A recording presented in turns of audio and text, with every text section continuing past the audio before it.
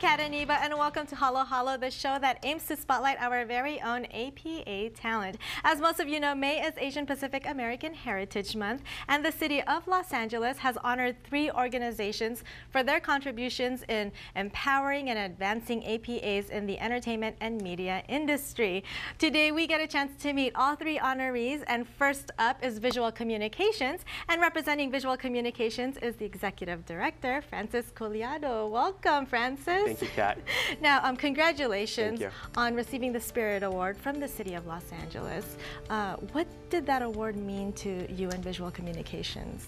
So the Spirit Award's based on our legacy or history of activism, social justice. So actually, Visual Communications started as, a collective of artists coming from the social justice movements, Asian American movements, to document the stories of our community. So for a long time, our actual name was Southern California Asian American Studies Central, and really just a testament to the history and to the founders and seeing what needed to happen within the community. Exactly, and I heard, or I actually read somewhere that Visual Communications was actually the first nonprofit organization that wanted to truly depict APAs, right? Right. So I mean, this is the time in early 70s, and we had to tell our own stories. Nobody else was going to tell our stories. So especially documenting with photographs, writing essays, magazines, and going into film. And so it's really about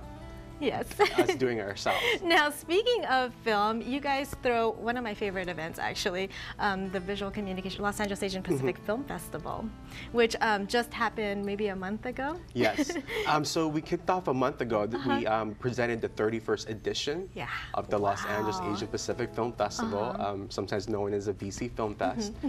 And it was great. We had 8 days of film, international cinema, shorts, a lot of programs here locally as well that was supported through in Little Tokyo, Koreatown, and West Hollywood. So it was great. Yeah, it is, right? And you guys actually moved it, or had the opening night where it all began in Little Tokyo. Yes. So we started in Little Tokyo. I mean, it's basically been our base, our home.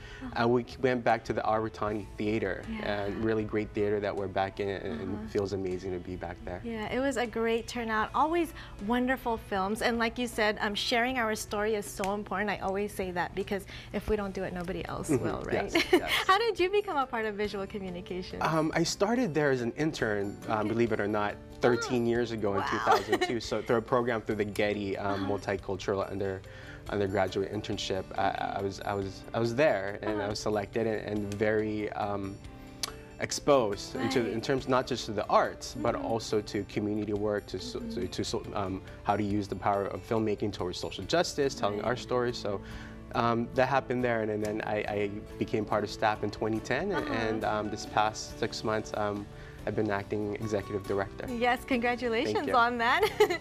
You're very active in the community too, right? You were also a part of SIPA?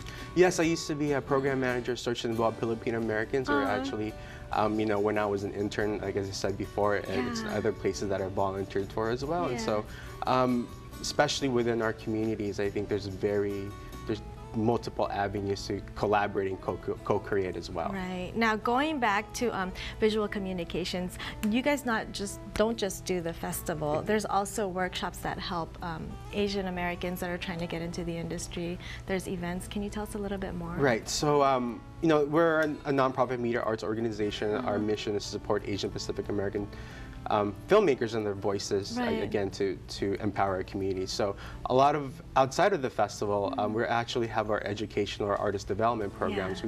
One is the Armed with a Camera Fellowship, which supports emerging filmmakers, that are young filmmakers out there, to just give them that support, that push to get in there.